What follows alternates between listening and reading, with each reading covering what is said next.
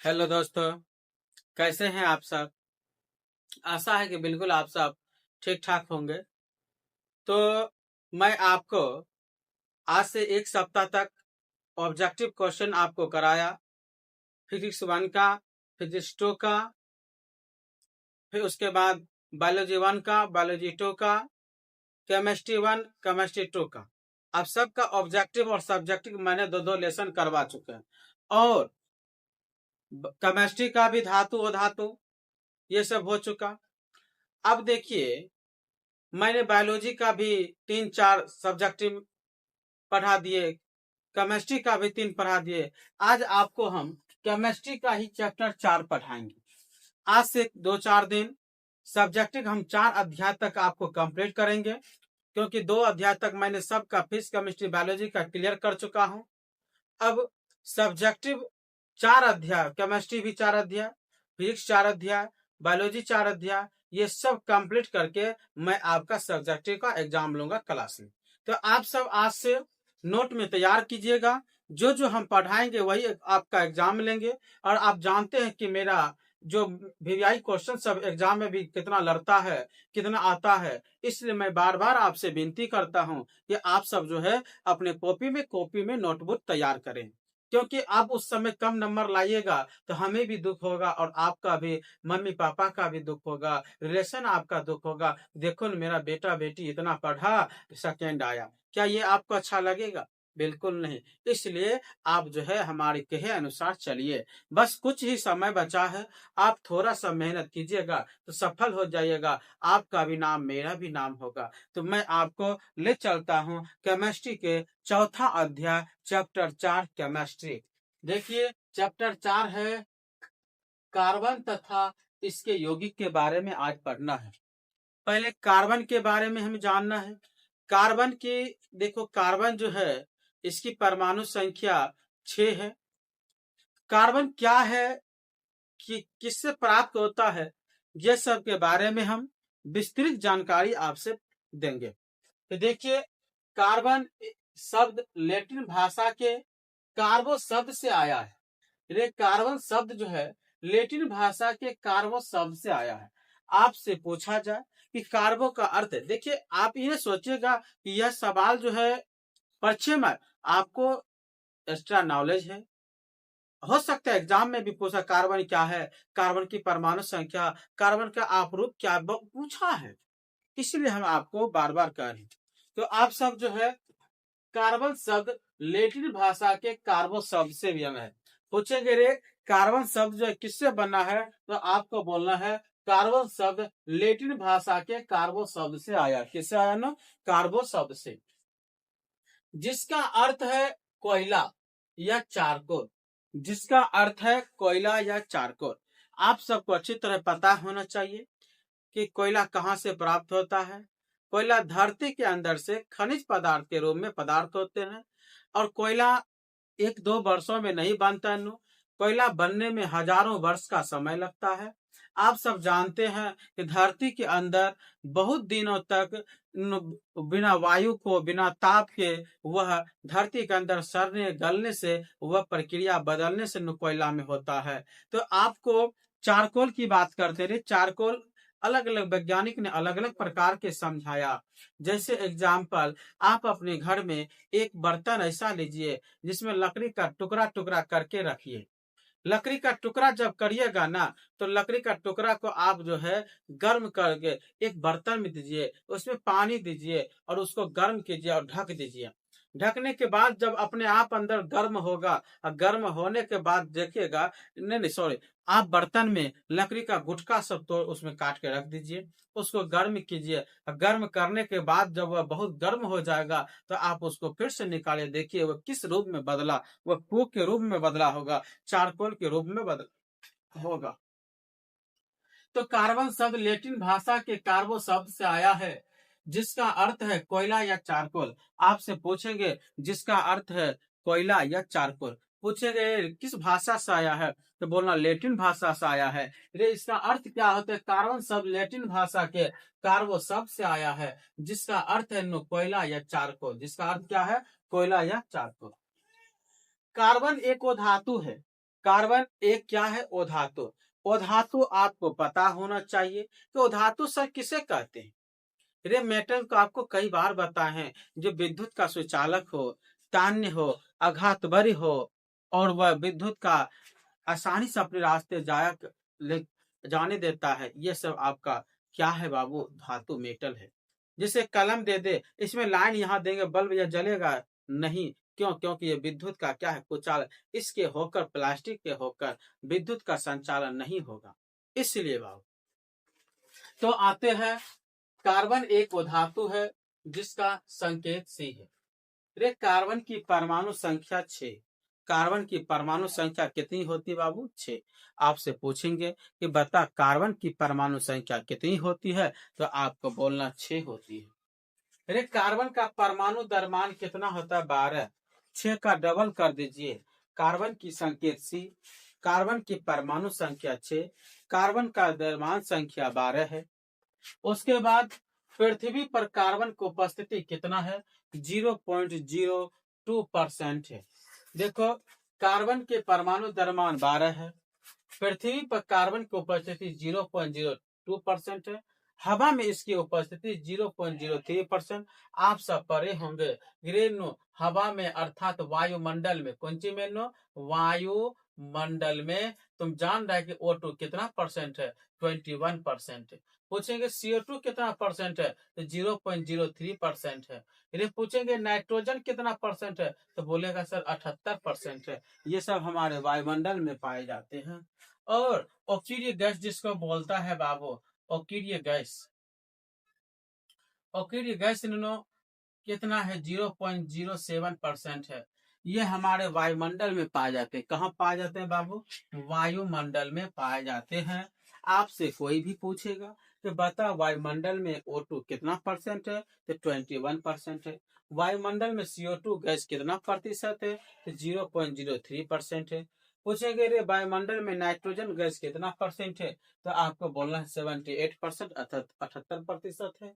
Oxygen gas कितना है वायुमंडल में, तो 0.07% है वायुमंडल में ऑक्सीजन गैस। तो यह सब भी आपका छोटा छोटा क्वेश्चन याद रखना है, जो कि बहुत वेरी वेरी क्या है? इंपॉर्टेंट सब है। तो आते हैं, तो कार्बन की परमाणु संख्या 6, कार्बन की द्रव्यमान संख्या 12, कार्बन की संकेत क्या है? तो सी है। हवा में इसकी उपस्थिति कितना है? पूछेंगे हवा में इसकी उपस्थिति कार्बन की कितना है? 0.03%। पूछेंगे पृथ्वी पर कार्बन, हमारे धरती पर कार्बन कितना परसेंट है? 0.02% है। तो आपका कार्बन के बारे में खाली खत्म। कार्बन एक क्या है? कार्बन शब्द लैटिन शब्द से लिया गया है, जिसका अर्थ है कार्बो या चारकोल होता है। उसके बाद कोला या चारकोल। कार्बन एक वो धातु भी है कार्बन जिसका संकेत क्या है? सी है। कार्बन की परमाणु संख्या 6, कार्बन की परमाणु द्रव्यमान 12, कार्बन की उपस्थिति 0.02% है, हवा में इसकी उपस्थिति 0.03% है। ये सब आप कार्बन के बारे में जाने। अब उसके बारे में आपको यहाँ पढ़ना है। क्वेश्चन है, कार्बनिक यौगिकों के स्रोत एवं महत्व के बारे में बताना है। कार्बनिक यौगिक के स्रोत एवं महत्व। देखो, कार्बनिक यौगिक के स्रोत और महत्व के बारे में तुम्हें पढ़ना है। आंसर देखे यहाँ दिया हुआ है, आपका आंसर यहाँ से स्टार्ट है। करे प्रारंभ में ऐसी मान्यता थी कि कार्बनिक यौगिक के स्रोत मुख्य रूप से पेट्रोलियम, कोयला एवं पेड़ पौधे होते हैं। रे कार्बनिक यौगिक के मुख्य स्रोत पूछ रहा है, तो कार्बन यौगिक का मुख्य स्रोत प्रारंभ में कोयला होते थे, पेट्रोल होते थे, पेड़ पौधा ही मानता थे। लेकिन वैज्ञानिक 118 तत्वों का खोज करने के बाद धीरे धीरे और तत्वों का खोज होने लगा। यह प्रक्रिया अभी बढ़ ही रहा है। लगभग आपका 92 प्राकृतिक तत्व है, उसके बाद आप तत्व है तो आप यहाँ पे आते हैं कि कार्बनिक यौगिक के स्रोत एवं महत्व के बारे में। प्रारंभ में ऐसी मान्यता थी, प्रारंभ में ऐसी मान्यता थी कि कार्बनिक यौगिकों के स्रोत मुख्य रूप से पेट्रोलियम थे, कोयला एवं पेड़ पौधे होते हैं। कार्बनिक यौगिक सिर्फ सजीव स्रोत से प्राप्त किए जाते हैं। कार्बनिक यौगिक सिर्फ किससे प्राप्त किए जाते हैं? सजीव। जितने भी कार्बनिक पदार्थ है बाबू, वह सजीव पदार्थ से प्राप्त किए जाते हैं। आपसे कभी भी क्वेश्चन पूछा जाए कि बता कार्बनिक जो है पदार्थ कहाँ से प्राप्त करते हैं, तो हमेशा आपको उत्तर देना है सर ये सजीव पदार्थों से प्राप्त होता है। जैसे जीव जंतु पेड़ पौधे इत्यादियों से ये सब क्या होते हैं, प्राप्त किए जाते हैं।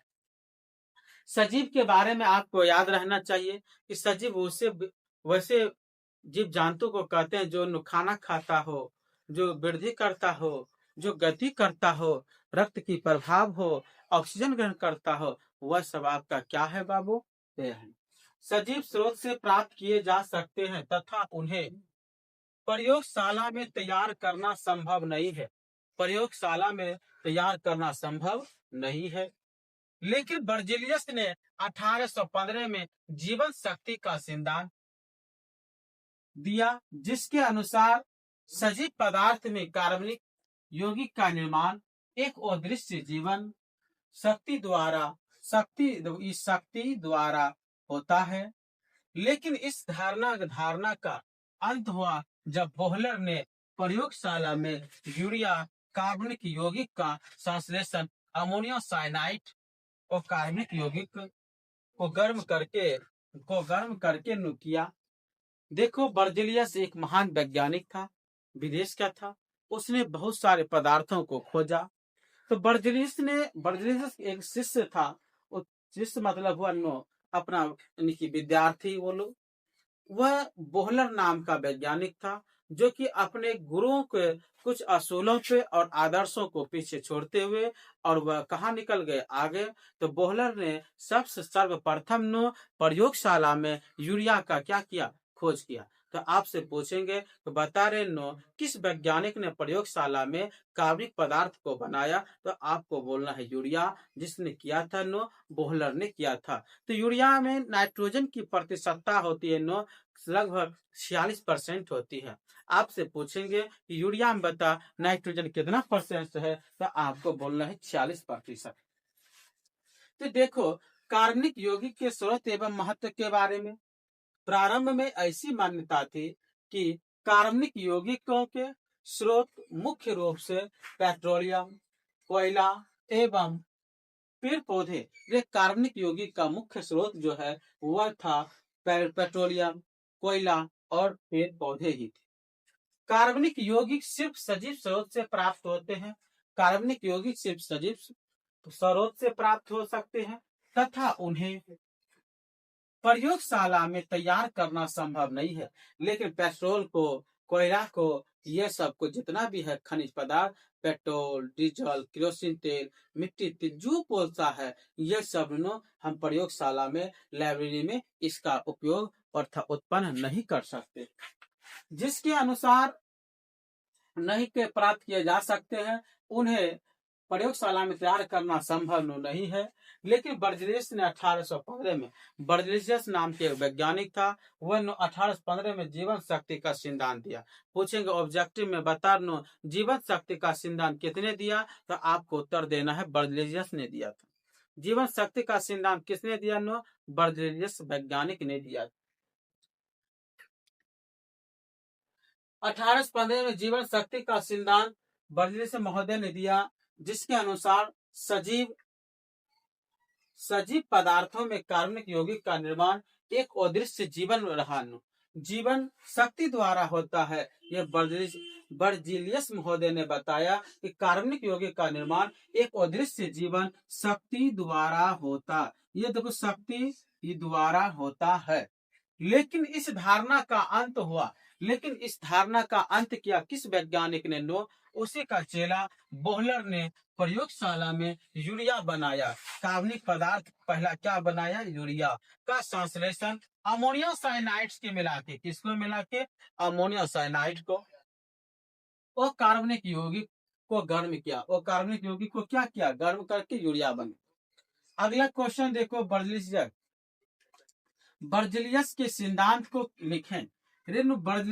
बर्जीलियस के सिद्धांत को हमें लिखना है, को लिखे, या जीवन शक्ति के सिद्धांत को लिखो। बर्जीलियस के जीवन शक्ति के सिद्धांत को लिखे या बर्जीलियस के सिद्धांत को लिखना, दोनों क्वेश्चन एक ही है।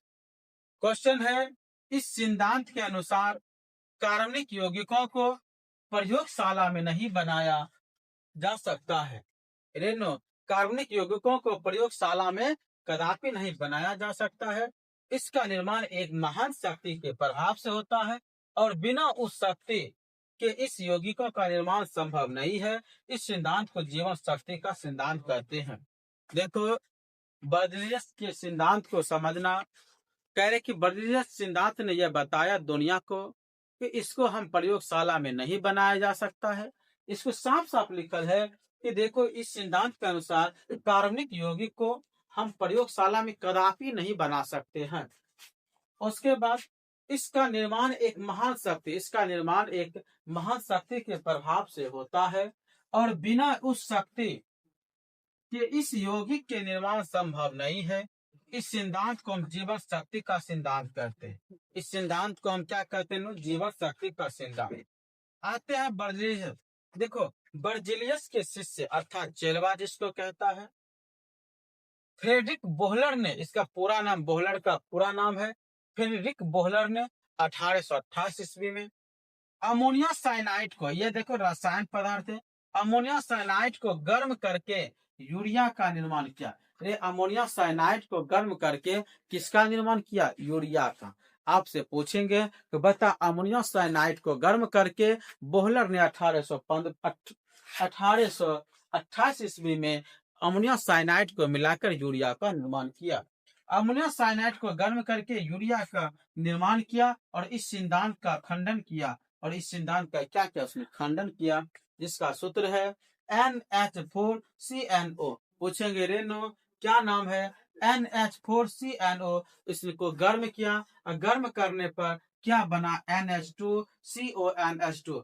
आपसे पूछेंगे कि बता रेनो यूरिया का सूत्र क्या है? तो NH2CONH2। देखो, अमोनिया साइड इसको क्या पड़ेगा? NH4CNO को क्या पड़ेगा? Ammonia cyanide. क्या पड़ेगा बाबू? पूछेंगे रे, NH4 को क्या पड़ेगा? Ammonia cyanide. इसको हम भट्ठी पे क्या कर रहे हैं? गर्म कर रहे हैं। गर्म करने पे ये हमें क्या बना रहा है? NH2CONH2 बना रहा है, जिसको हम बोलते हैं अमोनिया साइनाइड। क्या बोलते हैं बाबू? Ammonia cyanide. तुम इसको क्या करेगा? ध्यान से पढ़ेगा, कॉपी में लिखेगा, नोटबुक में क्या करेगा? तैयार करेगा। तुम एक बार में समझ लिया ना, और जल्दी से ना इसको लिखेगा ना। देखो, इसको अच्छे तरह से लिखना है, समझना है, और कॉपी में क्या करना है? एक फेर बनाना है। कॉपी में क्या करना बाबू? फेर बनाना है, जो कि तुम्हें आगे भविष्य में क्या करेगा?